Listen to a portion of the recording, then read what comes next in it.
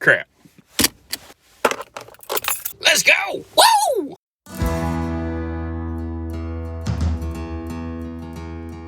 Hey everybody, Josh the RV Nerd. I would say here at Haylett RV, but I'm currently leaving Haylett RV as I was just granted special access to get down to Jayco today and record some factory video tours.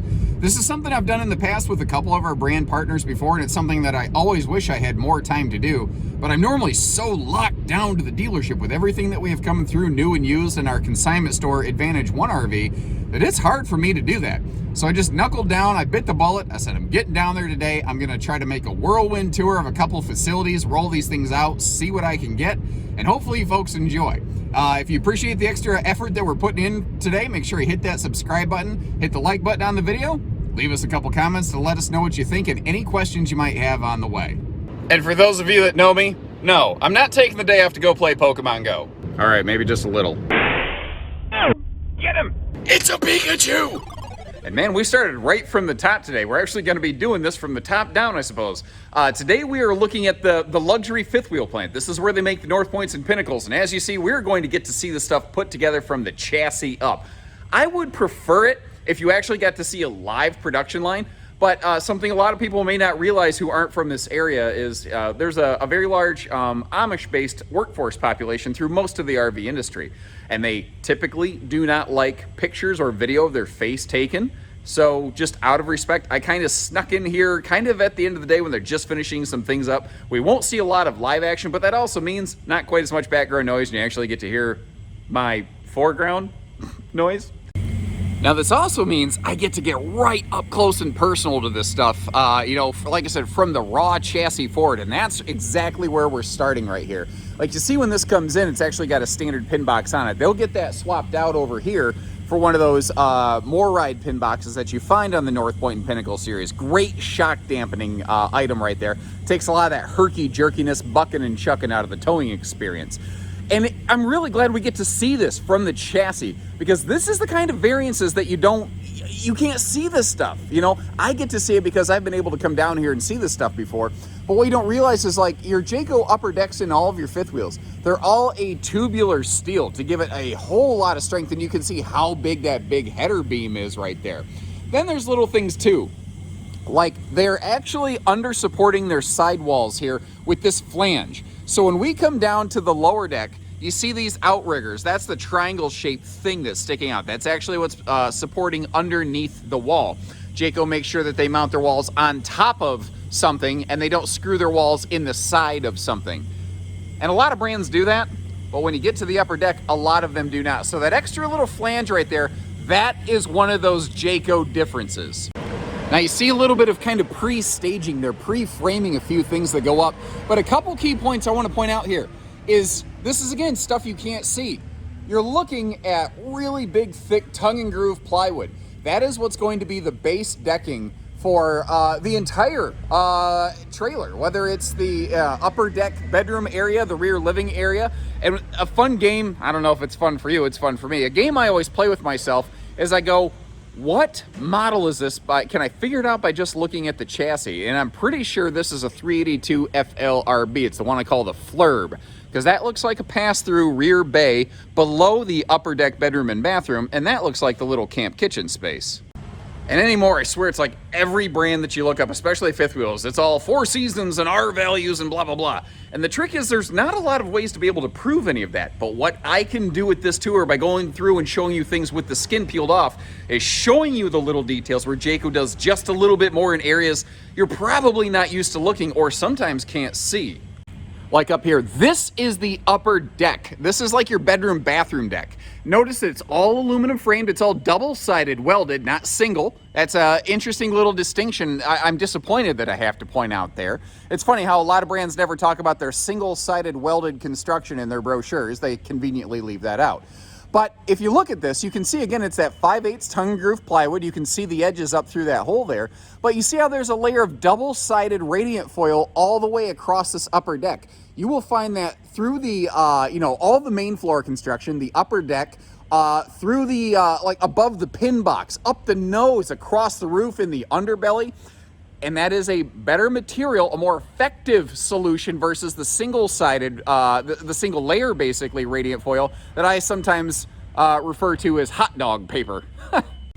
Now, when I say they take these things and they flip them upside down and on their heads, I'm actually being quite literal. They flip the chassis upside down after they do their pre-staging work because it gives them better access to do certain things. Like here's that upper deck I was telling you about where they run that radiant foil, you know, across. So this is the typically under your bedroom.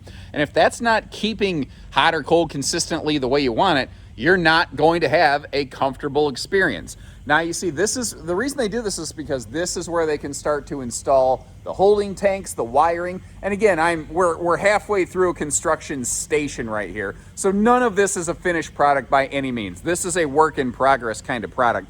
But you can see that by flipping this upside down to give more access to the belly right here, they're more easily able to access everything and, you know, less guesswork basically, because you can see what you're doing and reach it better. Now from there, the belly skins are going to start going on, and anywhere that they need to create an access point. First of all, I love the fact that Jayco does this, where there's going to be like a slide mode or something. They make an access point for you, so you don't got to go guessing. And if you, God forbid, you do need to access that, you don't have to just take like duct tape to replace a little box cutter knife access panel that you created over there. They're doing it for you. And also now you don't have to guess where that mechanism is going to be located, which is great. Another thing I want to point out here is anywhere that they do have to cut that puncture point, they just pump it full of this big time expanding foam stuff right here. And you look at it and I get it. It doesn't look pretty. The point of this stuff is not to look pretty. The point of this stuff is to seal the voids in the underbelly. Because, you know, you don't want to make a mouse house. You don't want hot, cold air exchange coming through there, unbeknownst to you. And you see this from a lot of manufacturers, and you peek under the belly of this fancy finished product. You're like, what? What is this? Why do they have this raw material? Why did they overspray so much? Better to overspray than to underspray is what I say. Now from here we see the floors come on. Obviously the chassis gets flipped back over, but something I always like to point out, and this is not uncommon, mind you, is the fact that you see how the linoleum flooring is the first thing down. So all of the cabinetry, all that stuff, it goes on top of the linoleum, so they're not just like rough cutting around it or anything like that. Now again, it doesn't look like this one is totally fit, finished, and secured. I'm just giving you the general idea of what's happening here. And again, playing that game of which one is this? This actually looks like we've changed from the 382 Flurb North Point to a, I think, 32 RLTS Pinnacle, because the Pinnacle is going to have that power cord reel on the back here, and that looks to be one of their shorter models. I see where there's two super slides on the lower deck, a bedroom slide. That's got to be a 32 RLTS. But that's another thing I like to expose with these videos, and expose sounds dirty. I'm just bringing to light, I guess you could say, that on one RV production line, multiple different brands and multiple different floor plans are often produced. It just depends. Sometimes, like we'll see the J-Flight lines, we'll get to see one of several J-Flight production facilities. All of the North Points and Pinnacles come out of this facility. And that's why there's so many similarities, because when you're in one building, you tend to get all the same thing, like the same kind of suspension, that MORryde suspension that we're looking at right there. And these are those just awesome Goodyear Beast Endurance radials rated for 87 miles an hour, which is just one short of going back in time. Now, the cool thing here, they actually, when they adapted this is not even the same Goodyear radial that they use at the rest of Jayco. These are extra large. You literally can't just take any old fifth wheel and slap these tires on it. They had to custom engineer all of this stuff just for this purpose. And that's another really cool thing Jayco does. Every single chassis that you see here, that design is custom engineered and custom cambered to the load demands of that specific floor plan. It actually kind of drives the chassis builders a little bit nuts, because they say, we could do this and we could save you a little bit of money, guys. And no one's really going to know any different. No one would be the wiser. Jayco always custom engineers every one of their own chassis and says, no, we want you to build it our way. And if it's overbuilt, well, then so be it. They're not the only brand that does that, but not every brand does it. And this to me is where it all starts to get very, very interesting, because when you think construction, you see like houses going up, you see, you know, the studs go up, and then the walls go up, and then the wiring and the plumbing guys come in. in RVs, it's almost built from the inside out, kind of backwards to that. You get the foundation, and then you see all the interior stuff comes into play. Like up top here, this is called mezzanine style construction. The cabinet shop is actually above. It's like a factory above a factory, effectively. All the jigs, all the working is done up there. Then they say, okay, we've got that floor plan. Here's the cabinet and wall structure loadout. They slide that down this thing, and there's actually a guy, if you look up here, let me see if I can get you zoomed in a little bit. Try not to make you seasick. There's actually a guy who gets hooked to that harness, which has like a coil retraction system, who just walks up and down that, carefully drive, like they don't just chuck it down there. A guy walks down that ramp, places the stuff, then walks his way back up, and thankfully, I tell you what, I don't know what kind of calves and quads, but whoa, that's not work I could be doing. You see all the wall structures start to go up, and it's interesting how they almost take shape from the inside out. Like you see the island is placed in position. You see a lot of the cabinetry go up. And then there are some things that do get anchored to the walls that are essentially just placed on the inside of the floor, and then the shell comes up around it. You might be thinking, why would they do it like that? That seems kind of backwards. Because of stuff like this. It's a lot easier to be able to get to plumbing and wiring before the walls go up, so you're not trying to fish things through little compartments. It's a heck of a lot easier, saves a lot of time, ends up saving you a whole lot of money as a result. Now, once the interior kind of staging work is done, suddenly the walls come up and very quickly things start to take shape. You see, this is actually kind of cool. We got like X-ray vision. You get to see like one wall on, one wall off right here. And then very quickly, you see this big scaffolding. That is where the other wall is placed on. And suddenly you start to really see what resembles a fifth wheel finally. And as the walls start going up, like I said, everything starts to take shape, and it happens very quickly once there's like, 20 stations before we get here. And it's actually really crazy if you ever get to see this in live production. You see how they're on these little tracks and these rollers. These things they're not made nose to tail, they're made side by side, and they're actually hand pushed from one station to the next, which sounds crazy.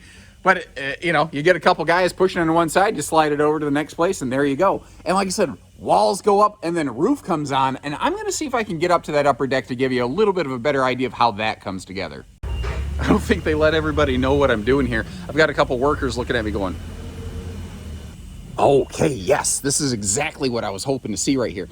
I really like to point out the way that North Point and Pinnacle roof construction is done, because it's basically built in a very similar mentality, I guess you could say, to something like a diesel push roof. It is all assembled like at waist level on a table, effectively, and then it is lifted and hoisted into place as one piece. It generally allows for a little bit more of a solid build. Now, this is a great place to get to see their Magnum Truss XL6 roof system. You just normally don't get to see this stuff right here. Also, you can see where there's going to be an air conditioner located, because they actually double up on the trusses to give you, maximum support in that area where you got a big heavy object bouncing on the roof going down the road. Also, this is a good look at their helix ducted, whisper ducting air system right here. And these little corner pieces, because that's where the air conditioner is going to be, it'll blow into this ducting, and those smooth bends that'll push all the air down through the ducting right there. That is one of the major things that makes this work. Now, Pinnacles and North Points, they are all triple air prepped, and you can see how this ducting is put in place right here, where over, say, like the kitchen area, you could sacrifice that like big max air vent fan basically, and you could put a third air conditioner in there. That is an available option. So you've got your main rear cabin central air, your bedroom central air. They're both 15,000 BTU Coleman quiet units, and then they whisper duct them to baffle them even further. And I have yet to see a manufacturer produce a quieter air system. I've seen one or two match it. I've never seen anybody do any better. So here's where we first saw the walls going on, and then again that one-piece roof is lifted, hoisted into place. Now pardon me as I'm walking around a whole lot of things. It's almost like they didn't expect to have some camera guy just walking around up here looking at all this stuff. Now you see these big yellow scaffoldings. These are awesome. They're on this big like hydraulic power lift so that the workers can get to exactly where they need. They're not bending over, they're not reaching, they're not dropping stuff. Again, everything is at waist level where they can do the best, most effective job putting all this together, securing the roof to the walls. Now, what happens here at this station actually kind of happens behind me. You see the rolls of insulation that go across the roof, as well as that radiant barrier. Basically, the stuff's all going to be on a roll. On a roll. Get it. Anyway, they just roll a big blanket of it across the roof effectively, and cut holes where they need to for things like the air conditioner system to be installed. And from there is where the roof decking comes on. And this is yet another very exclusive thing to the Jayco family. Very, very few other brands do this. You see that plywood roof decking. That is another major portion of the Jayco Magnum truss system that gives them more pounds per square inch capacity on their roof than anybody else. And folks, I don't know if you understand how much this means, but basically, if you want this thing to travel and you want it to hold together long term, you actually really want a heavier built roof like this. Because when you're traveling, all of that vibration that isn't soaked up by the tires and the suspension, it works its way up the sidewall until it can't go anywhere anymore. Kind of like if you go like that with a whip and you see that wave going through the whip until it gets to the end and then it goes, hurrack! Well, that's what's happening to your roof. So if you want something that's going to hold together really long, you might really want to investigate the roof structure, because this is an area that you can easily make a walk-on roof. But if you want to make like an overbuilt roof, quote unquote, like Jayco does, it takes a little more time, effort, and money. This is one of the many reasons Jaycos are rarely the least expensive, the lightest weight, but among the most popular for second-time buyers. That's a huge thing, I think. And again, what you're not seeing here, since we're not in active production, because it's, you know, again, difficult to capture the workers in there since they don't like their faces on camera, and I respect that, is after all this decking comes into play, after it is screwed down, because they don't just use stapled fasteners up here, they actually come through with a little grinder to make sure that there's no little screw heads or sharp metal bits or anything across all those seams. And occasionally when they're doing that, you see a little spark where they'll grind that down real quick to make sure that there's nothing sharp digging at the bottom of your roof membrane. Looks like we've transitioned now to a front bath and a half model. You see that signature half bath right there. This looks to be a Pinnacle based on the sidewall coloring. So it's got to be a 36 FBTS, not that you care. Regardless, I do that. I'll be on the road and I'll see an RV. I'll be like, oh, it's this one. And my wife's like, I don't care.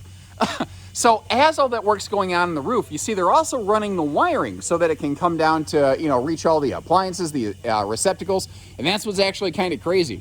There's almost like an upper and lower tier workstation going on the entire time. And for about the next 10 or 15 stations, visibly you see very little difference, but you start seeing little things like the slide seals start getting in place, and each station basically has multiple tasks that are performed at that station.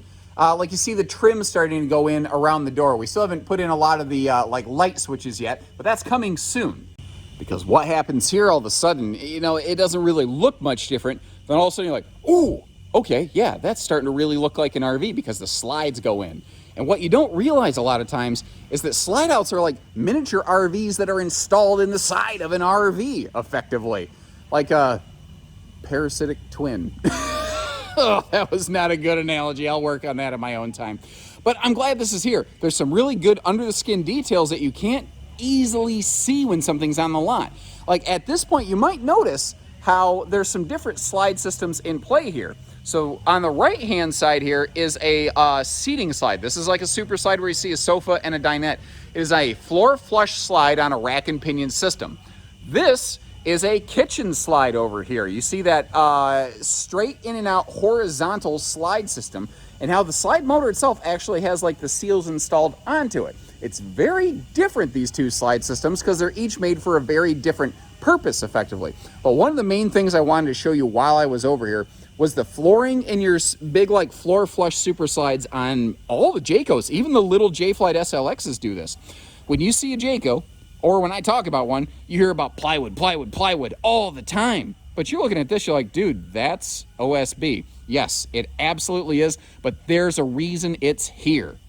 Jayco actually used to use plywood on their slide flooring, but what they found is that without floor studs underneath of it, it wasn't quite having the long-term strength retention that they were looking for. When it was brand new, it felt fine. After 7 or 8 years, sometimes certain spots could start to feel a little bit moonwalky, you know, trampoliny. And I respect the crap out of the fact that they're like 7 or 8 years from now, a company could reasonably say, at that point, it's out of our hands. But they don't want their 7 or 8 year old Jaycos having trampoliny, moonwalky floors. Technical terms, by the way. So what they did here is they found this special supplier who makes this stuff called PMAX. It is a purpose-built, one-piece, super thick OSB floor. It weighs more, it costs more than plywood. They didn't do this to be cheap. This costs more than a plywood floor. What it does is it has more strength retention. It works better since the slide has to angle down a little bit. It will help keep its strength. It'll help prevent that that bouncy, moonwalky feeling long term. It's those kind of details they're doing here that I can't usually show you that not everybody does, again. Now, the tricky part about being here in person is that from here down the line, everything starts to kind of look the same from the outside. Meanwhile, on the inside here, more and more things begin to take shape. Like you see the bed bases getting put in place. As I pivot around here, you see things like appliances starting to find their place within the slide outs. That's where a lot of the work is happening right now, is things like furniture are being placed, appliances are being placed, more of those light fixtures are being wired up, and the switches get wired up. A little bit more of that magic happens at every single stop. And once again, I get that that looks kind of cluttersome. We are in the middle of a production line. They didn't exactly know I was coming down here. And frankly, folks, every single RV being produced is going to have this work in progress look at some point, so don't have a heart attack. We start seeing things like windows come into place, the slide awnings are installed, and an interesting little detail I was not aware of until I got here is the timing in which they install their stable steps. You see those little rollers, because remember, these things get pushed sideways. Most manufacturers wait to install these steps until after the entire production line, so they don't got to worry about putting little rollers on, taking the little rollers off. The one trick I've noticed with that is when factories do that, they don't always have the steps positioned in a way that allows the door to close properly, and they sometimes need adjustment when they reach a dealership. Jaycos, I've always noticed, have never had that problem, and I've never really understood why they're doing it a little bit better until I saw this, because they're actively quality controlling that actively in production going down the line here, which is, I think, a lot smarter.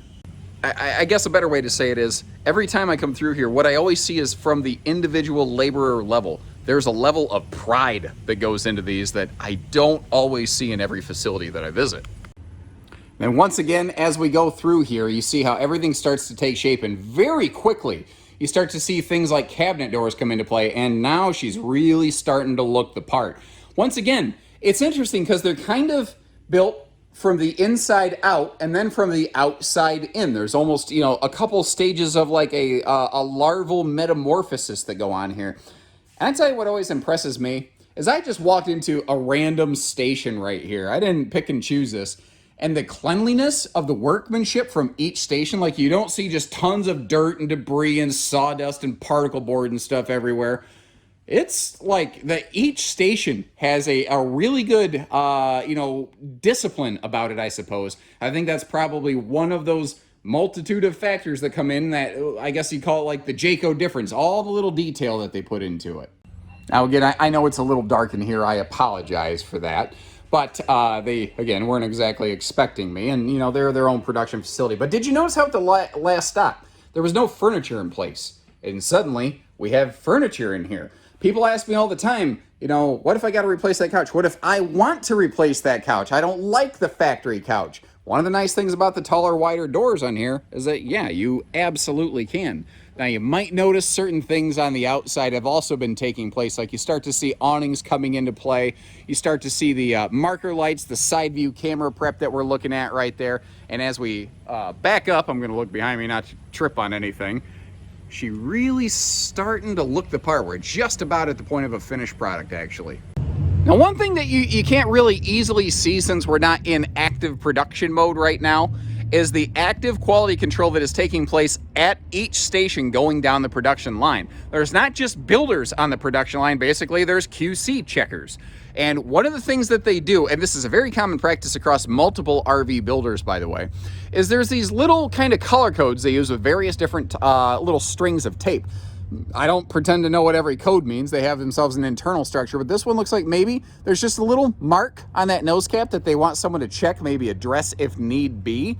And that is one of the cool things they're doing here. Is they're doing that as the RV is produced. It's not just relying on it getting to the dealership and relying on somebody like Haylett RV to do all of the quality control for you. They're doing it as they go on the fly, so you have a great product right from the start. So thank you very much for joining us today. I hope you found this very beneficial. It's, like I said, I get to see these things go up without the skin, and you get to know them on a little bit different level when that happens. And I was really glad I got a chance to share some of that with you today. If you appreciate this footage, do me a favor, hit the like button, hit the subscribe button, follow along with us here, and leave us a little note. Let us know what you found enlightening. If you have any other questions, is there something you saw that you questioned, maybe you're not sure you liked what you saw, I'll do my best to fill in the blanks. And as always, when you're ready, at Haylett RV, we're ready. Even taking the time to leave the store to come down here and get to show these things as they're being produced, not just as they are produced. So take care, stay safe, have fun, and happy Haylett camping, everyone.